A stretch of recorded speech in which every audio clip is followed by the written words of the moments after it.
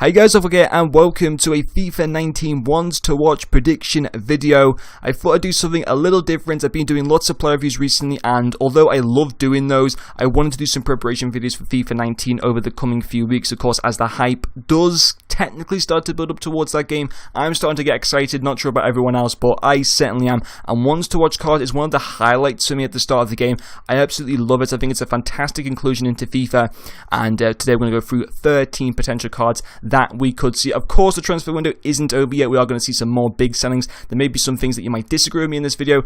I mean, there's like a guaranteed 20, 25 cards, I think, that get into ones to watch. So I've only covered 13, and so there's definitely room for a lot more. But I thought 13 would just be enough for this video to cover. So, of course, they're focusing on the big main man, CR7, who went to Juventus for around 99 million.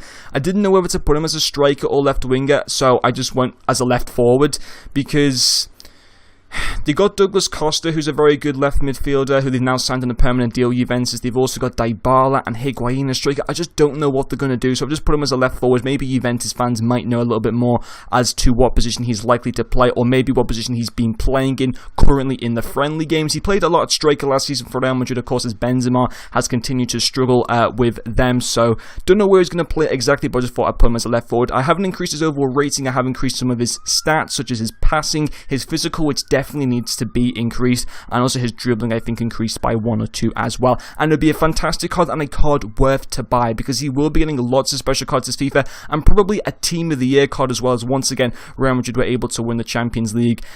He will definitely get in Team of the Year.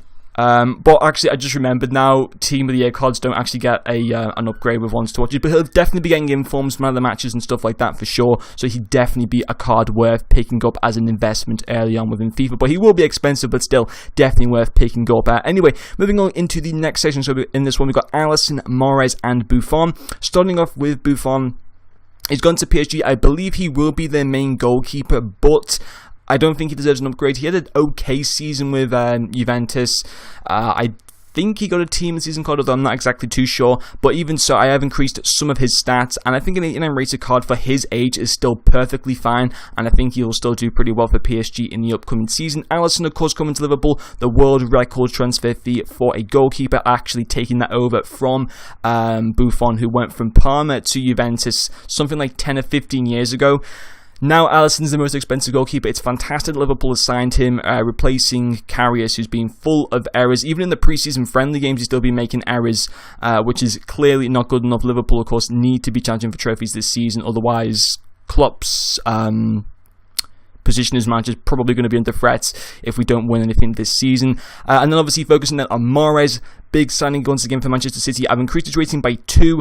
He had an 83 rated base card last year, so I think he'll get an 85 rated. I'm interested to see his fighting position with Bernardo Silva. Personally, I think Bernardo Silva is a better player than Mahrez, but even so, City have got the money to go out and buy these backup players, and although I think Mahrez will definitely work well, he has definitely not got a guaranteed first team 11 starting position at all, because there have been plenty of times where this guy has not performed to standard, and there's been other times where he's looked genuinely brilliant, so I don't know how that's going to go, but even so, he will get a ones to watch card, a big signing there for the champions Manchester City. Then moving along into the next section, we got William Carvalho going to Real Betis. We've got Lenglet going to Barcelona, and we've also got Lamar going to Atletico Madrid. He was on Liverpool's radar for about the past year, but in the end, that deal seemed to kind of go away. He's gone to Atletico Madrid for around 50 million, I believe it was. He would have an amazing card next FIFA, like such good cards, and that's his base card as well. He's already got a really good team season card this year at Monaco. I think he could be a really interesting player to use.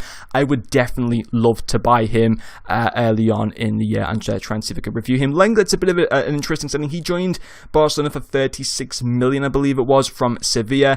Good player, no special cards in this current FIFA, but even so, I think he'd be very good in FIFA 19. As to whether he's going to get any special cards or even enough game time at Barcelona does remain to be seen. He would form, however, a very good partnership, certainly in terms of chemistry, with, of course, Titi. And then finally, William Carvalho going to Real Betis from Sporting. Big signing for them. I believe they might be back in Europe this season with Real Betis, which is fantastic news for them if they are. They also managed to sign Inui from Eibar, who I thought about putting into this video, but I decided against it. I went with Carvalho just because he's probably a little bit more exciting, I think, than Inui overall, and also I did give him an increase from an 83 to an 84 rated card. Next group of players, we've got Nainggolan, Pastore, who might be an interesting decision for a lot of you guys, and also Fabinho. I don't know if Liverpool, well, I don't know for sure. EA are going to include one Liverpool player, whether that be Fabinho, Keita, or Alisson. I don't know if they're going to include 2 or 3. Certainly they won't include 3. There's a chance they could include 2, and I think it's definitely, in my opinion, between Fabinho and Alisson, just because they only recently signed for the club. Keita, technically, we knew he was coming to Liverpool literally 1 year ago, so I just don't think there's enough hype around him. And then as for Shaqiri, in my opinion, I rate him as a high player, but in EA's perspective, I don't think they're just going to give it to him just because most people don't see him as a fantastic player, but Liverpool fans do. So, yeah, I think Fabinho's got definitely a chance of getting in there. For some reason, wasn't included in the World Cup squad despite a very good year once again with Monaco. I have given him an upgrade of 2 stats from his original card in this FIFA. I think he'd be very good to use, certainly in FIFA 19. Then we've got Pastore, who has joined Roma from PSG. I don't know if he's supposed to be his replacement for Nainggolan. If it is, it's not good enough. Don't get me wrong, Pastore is a good player, but he's certainly not the caliber of Nainggolan. So maybe Roma need to look at signing another big midfield player, potentially just to help them a little bit more. But even so, Pastore could still work very well for Roma, so I've decided that he should be getting into the ones to watch. And then also Nainggolan going to Juventus. I was going to Inter Milan. I was tempted to put him to 80 passing and have 80 all on his stats, but I decided against it just because I don't think would have a base card like him getting 80 stats all across the board. I just don't think EA would do it. Maybe they might do, but I did decide to leave that as 79. Then moving along into the final group of players, so we've got Castro, Diallo, and Fred. Starting off with Fred, first of all. Joining Manchester United from Shakhtar Donetsk, I think for about 35 million or something like that. Apologies if I can't speak very well in this video, but it is literally so hot right now that my mouth's so dry right now. It's ridiculous. You can probably tell, but no, anyway. Fred, very good season once again with Shakhtar Donetsk, comes to Manchester United. I think he will be getting a little upgrade as well of a couple stats. Got some nice pace, some good dribbling I reckon as well. I did increase those stats a little bit. Then going to Castro, he has joined Stuttgart from Borussia Dortmund. A player that I actually always wanted to join Liverpool. I thought he was a really good player, but never happened. I think he's still in his mid-20s as well, so he's still got potential to be a very good player.